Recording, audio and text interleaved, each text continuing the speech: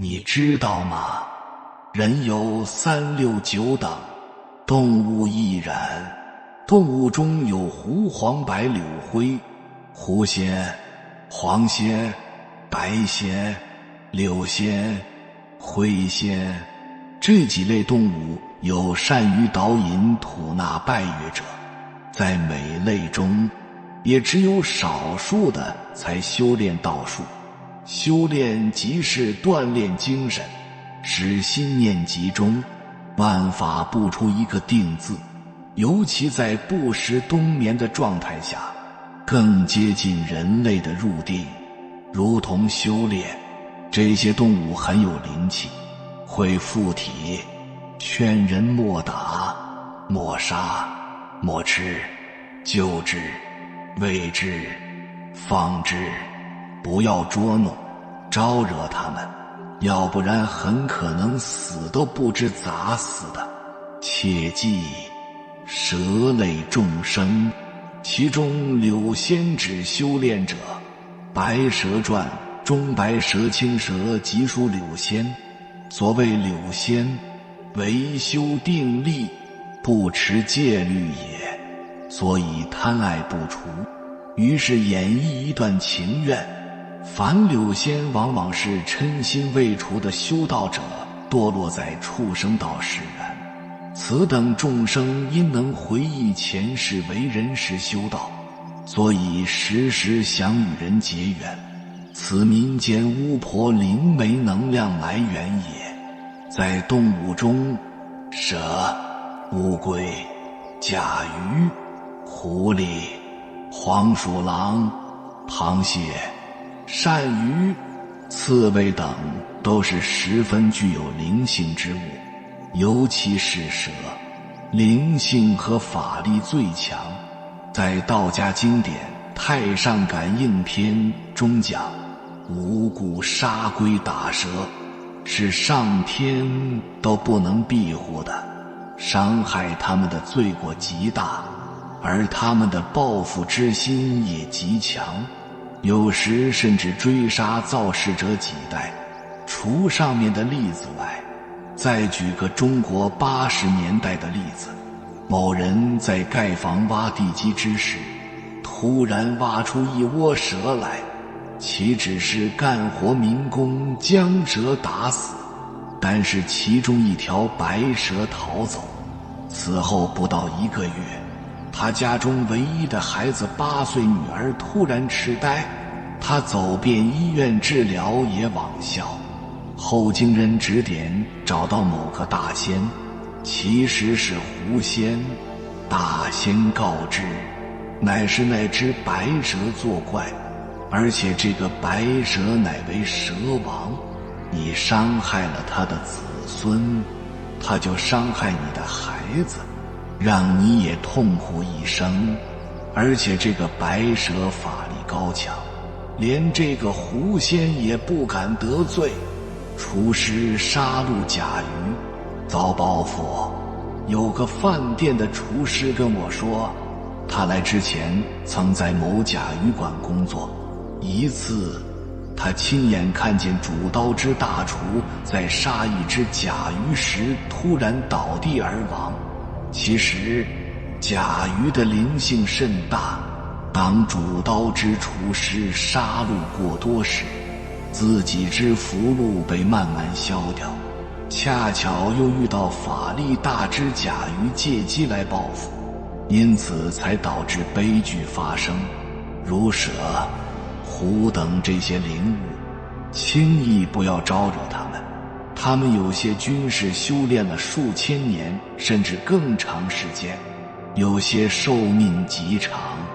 如80年代新闻联播中播出一条新闻，在台湾海峡发现的巨型乌龟有一座山那么大，其年龄之长可想而知了。灵性动物十分注重恩德回报，还有些法力高强的精灵，他们除了报复心理外，也有报恩心理。他们对于人的恩德也十分注重，用义气回报。人们都听过白蛇的故事吧？这可不是编造的故事，而是真实的事。白蛇在数千年前的某日被人捕获出售，有一人发慈悲心买下白蛇放生，后白蛇进入山林修行。到南宋之时，白蛇修炼成人形，但尚未达到成仙超生之境界。一日，他和青蛇突然发现路人许宣，乃是其9世前救他之人。白蛇遂起报恩之心，化作白素贞与许仙结为夫妻，此乃报恩之心使然。又恰逢此世之许仙为大夫，白蛇也是大力之神通借许仙之名为百姓之病，医治救助之百姓无数。后来人们称许宣为许仙。白素贞虽被法海镇在雷峰塔，白蛇此灾乃人妖殊途引起，而必有此难。但白蛇因感恩报答之意和救死扶伤之功德，令其圆满，最终修成正果。世间还有一些精灵被人救起后，也会有另类的报恩方式，也就是他们附体在人的身上，帮人指点迷津或者看病，在帮助此人脱贫的同时，他们自己也借此来增加功德。在农村或者偏远山区，东北地区更多，山区的环境适合他们修炼。这些附体看病的黄仙、狐仙、蛇仙等最多。至于预测准确与否，一是修为、法力高低而决定，二是在家与否。有时他们外出时，也就是他们未上仙时，巫婆或神汉们所说的话就不准确了。三是他们与巫婆神汉们的缘分到了之后离开了，而这些人为了赚钱在蒙人，放生灵性之物的功德。看到这里，有人会有疑问，既然这些精灵拥有法力，那么他们为何又会被捕获呢？人是地球上最灵性的生物，有句俗语云：3界之中为人最灵。人可以享有世间万物，天上飞的，地上跑的，海中游的，哪个不被人类食用？人类之所以可以捕获一些灵性的动物，是因为他们在修行尚未达到变化人形时，人们乘虚而入，或者误打误撞而将其捕获，如蛇、狐、龟等这些灵物。它们有些是活了数千年甚至更长时间，均有了很大的灵性。如果伤害或者贪图口福，将会引祸上身。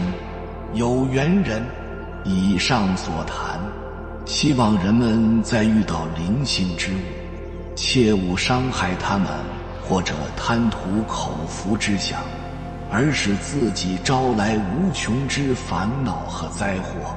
常见的野生高灵，有刺猬、龟鳖、蛇、黄鼠狼等，这些都较常见。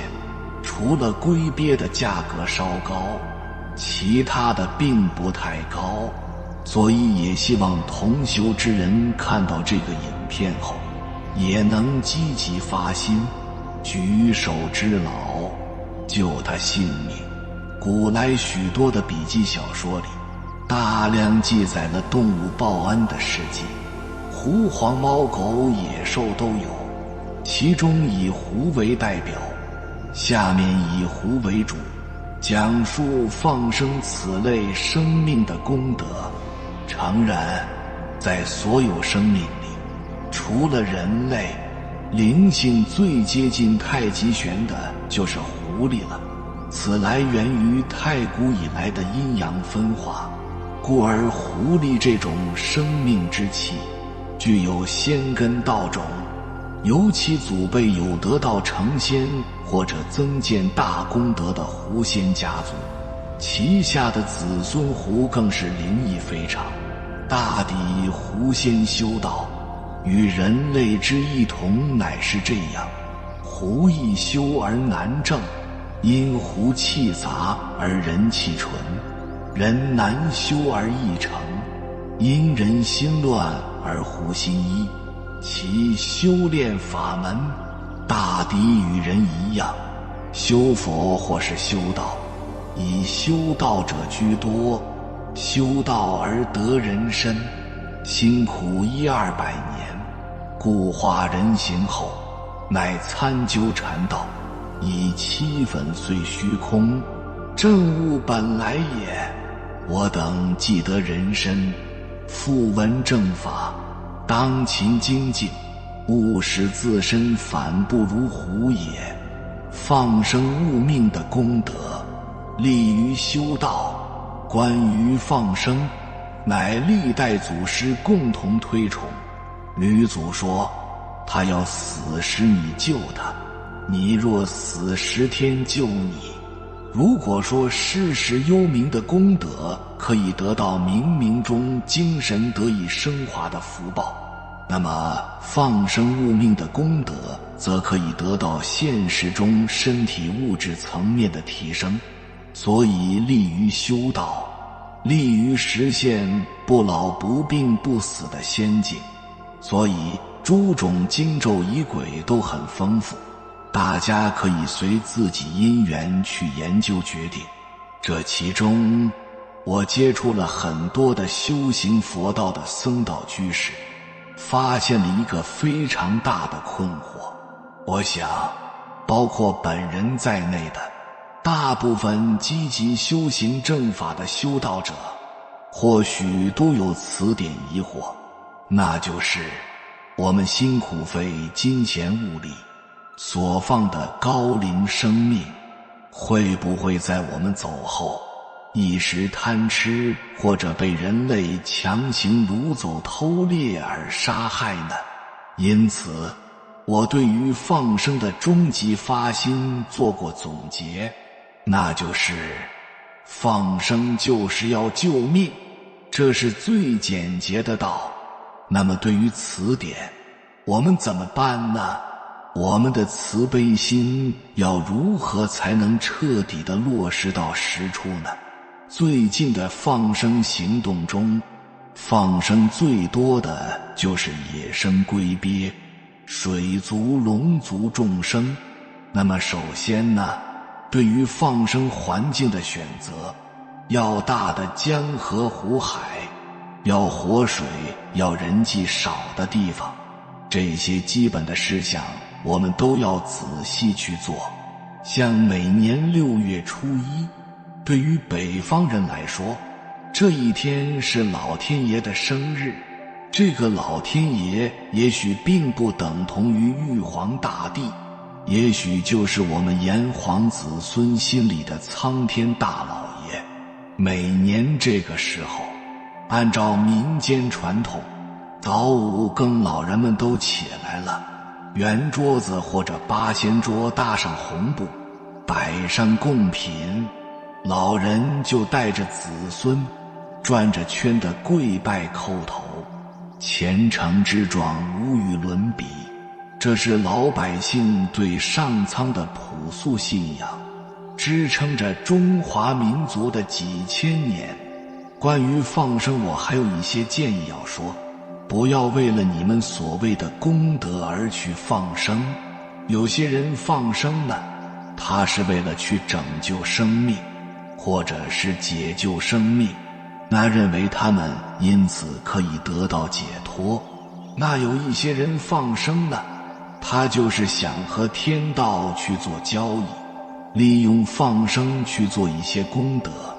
特别是那些去什么菜市场买一些活物回来放生的人，700斤鱼或者泥鳅，路上死了一部分，放到水里之前呢，自己还要念叨半个小时又死了一部分。那你到底是在放生还是在杀生？你有没有想过这个问题？如果放错了物种，那你还会影响当地的生态。有些放生它还是有产业链的，上游放，下游捞，转头再卖给这些人。最大的赢家是老板。还有一些人，他做出了这样的一张图，愚弄百姓，难道就不怕因此产生仇富吗？他们仅仅是为了赚一些钱，所以放生没有问题，是人的心出了问题。如果你在路上看见有的人钓鱼，那你心生怜悯，你可以出钱买下来放到河里，这个是放生的一种。或者看到有人杀生，你阻止解救，这都是莫大的功德。所以放生它不是走形式主义，不要为了放生而放生，不要为了做功德而去做功德，回头来糊弄的还是你自己，伤的也是还是你自己。见到杀生您便随喜，你以为没有果报吗？咱先来听个故事。释迦在一个园子里讲经时，附近住着一位大富长者，20岁的独生儿子结婚不到7天，给新娘摘花从高树上掉下来，失去了性命，全家人为此伤心哭泣。释迦牟尼怜悯长者一家，讲万物无常的道理安慰他们。长者请教，我儿子到底造了什么罪孽，这么早就夭折了？释迦牟尼告诉长者，过去久远劫之前，有个小孩拿着弓箭在丛林中游戏，他看到树上有一只鸟，旁边的3个小孩怂恿他说，你能射下这只鸟才算真的是英雄。小孩被美言所动，射杀了这只小鸟。3个小孩看了不禁欢呼雀跃。这3个小孩因为见杀随喜，所以深深受丧子之痛。你就是其中的一位。另2位因素是积福，一个生作天人，一个生作龙王。对于那个射杀小鸟的孩子，前世先做天人的儿子，中途夭折后转生人间成为了您的儿子，此后又投生为龙王的儿子，出生的当天就被金翅鸟吃掉，而那只金翅鸟就是前世被他射杀的小鸟。现在有3处在为这个孩子哭泣，一个是天人，一个是您，一个是龙王。你们同在天界、人界、海中，为失去爱死而伤心欲绝，这全是你们过去见杀生而随喜的缘故。业因果报如影随形，丝毫不差。你有没有发现，现在很多人在刷视频的时候，看到宰杀动物的都会去点赞，这也是随喜的一种方式。记得不要让别人的业成为大家的共业。听了这个故事，您明白了吗？什么是见杀随喜呀？它到底有没有果报呢？杀生损功德，所以放生的真谛便是要劝告世人勿杀生，停止杀生，进而放生，以此来累积福报。由于仙道贵生，所以诸功德中放生第一，而最根本的放生就是戒杀，一即食素，断绝一切肉食。但若是一时间未能做到完全吃素，平时就要多些放生，以积功德。在放生的过程中，最大受益者还是放生的善心本身。因为在放生的行为中，善心不仅偿还了宿世的杀债，更为自己无形中创造了无数的福德因缘。福有攸归，在结婚生子、祝寿节庆的吉日，切勿杀生以享肉食，因为本想延寿生子，而杀生只会招来短命多病的厄运，所以于吉日尤应尽力放生食素。放生是培养德行的善巧方法之一，是提升慈悲与神性的重要捷径，也是培养道心的基础方法之一。放生是慈悲、善行一举，能够较为理想地抵消和清除历史时空中诸般杀业的历史印记，是一种重要的清阴化业的举措，同时也能增添福德，增强福慧能量，改善人生际遇，康复难愈的疑难杂症。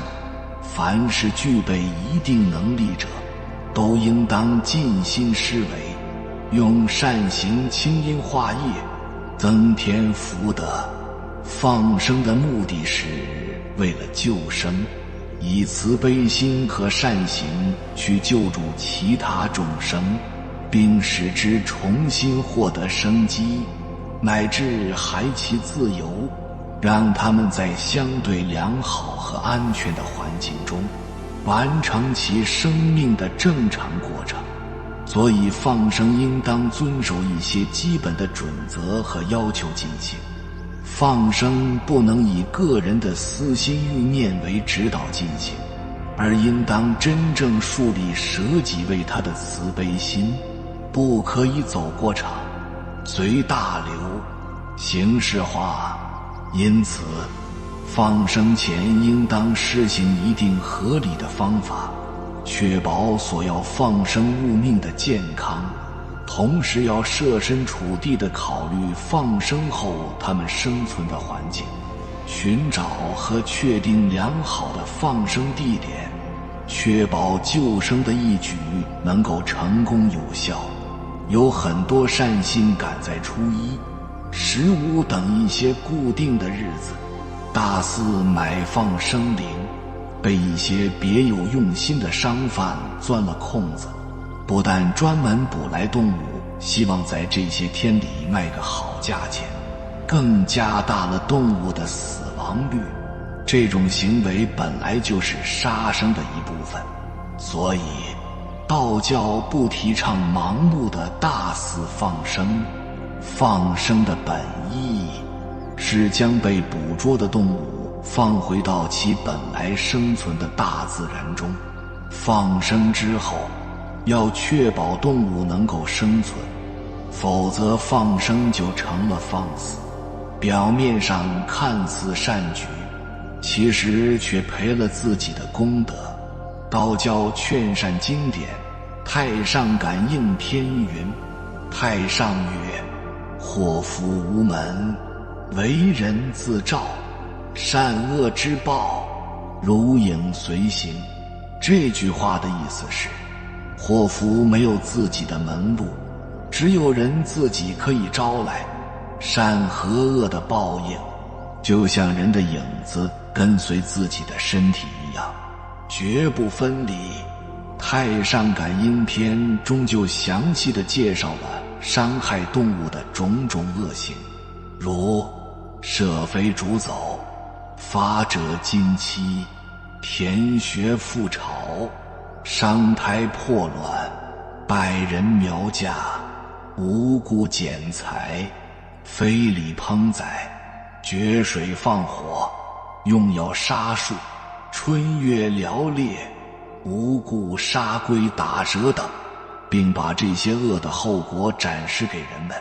如是等罪，随其轻重，夺其计算，算尽则死，以此来警戒世人不要肆无忌惮地伤害动物，破坏大自然，文昌帝君阴志文中也讲到，禁火莫烧山林，勿登山而望禽鸟，勿临水而读鱼虾等。只要这样，则天必赐汝以福。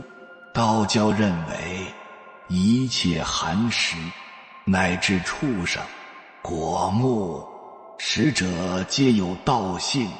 人与自然的关系是血肉融合的整体关系，万物都是由道生化演变而来，并无高低贵贱之分，而人类只有顺其自然，万物才可同生共荣，世界才能和谐发展。十善之首是放生，十恶之首为杀生。放生的功德最大，既直接又快速，改变命运的力量最为显著。佛陀所说诸法中，菩提心为根本，而一切有漏善法中，无有能比放生之功德更大者。凡其他善业，若自心不净，就无有功德。但放生时，无论其心净或不净，其事皆是直接对众生有利，因此有不可思议的善果，哪怕是放一条生命的功德也无法衡量。所以放生是无畏布施，能让众生远离怖畏，也能使自己获得无畏之果。如果我们有怯弱、恐惧的心理，常常行持放生，就可以逐渐转为安定、坦然。在快节奏的现代生活中，我们时常被琐事和欲望所牵绊，忽视了与大自然的和谐共生。然而，放生这一古老而神圣的仪式，不仅让我们重新找回与自然的连接，更蕴含了深远且不可思议的功德福报。接下来，让我们一起深入探索放生的10大功德福报。1. 无刀兵劫。世上刀兵大劫，皆由人心好杀所致。人人戒杀放生，则人人全其慈悲爱物之心，而刀兵劫运，亦自消灭于无形。此转移世运之绝大运动也。深望大政治家、大教育家、大农工家注意于此，立为提倡，必有绝大效果。2. 吉诸吉祥，福运连连。放生之人，心怀慈悲，其身上自然会散发出一种吉祥的气息，这种气息会吸引更多的正能量，使放生者的人生充满喜悦与好运。无论是事业、家庭还是健康，都会因放生而变得更加顺利和美满。3. 长寿健康，身心自在。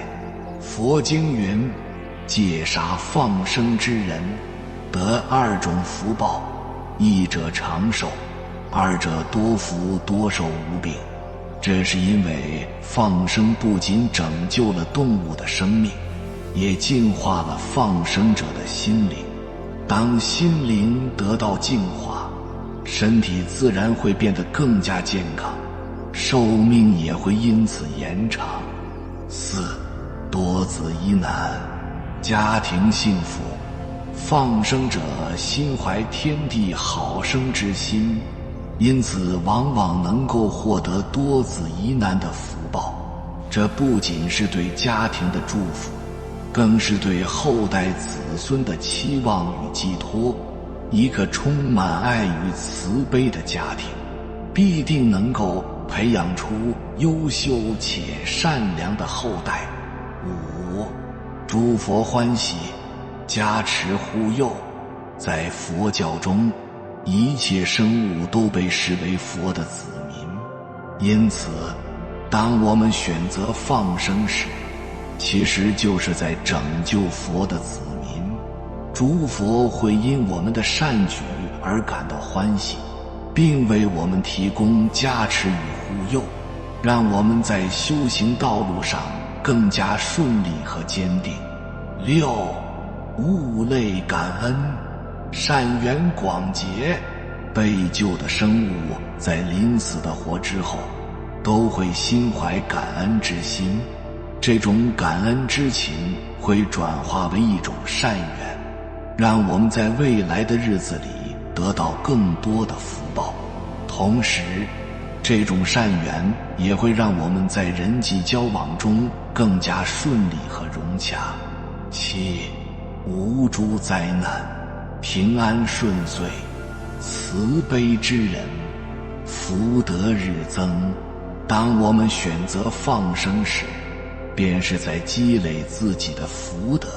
这样一来，一切灾难与患难都会无形中消失，我们的生活将充满平安与顺遂。无论遇到什么困难和挑战，都能够顺利度过。8. 心灵升华，福泽绵长。戒杀放生者，在来世将体验更高层次的精神世界，享受纯净而深远的福报。他们将以更加宽广的胸怀与智慧，去体验生命的美好，去创造和谐的社会。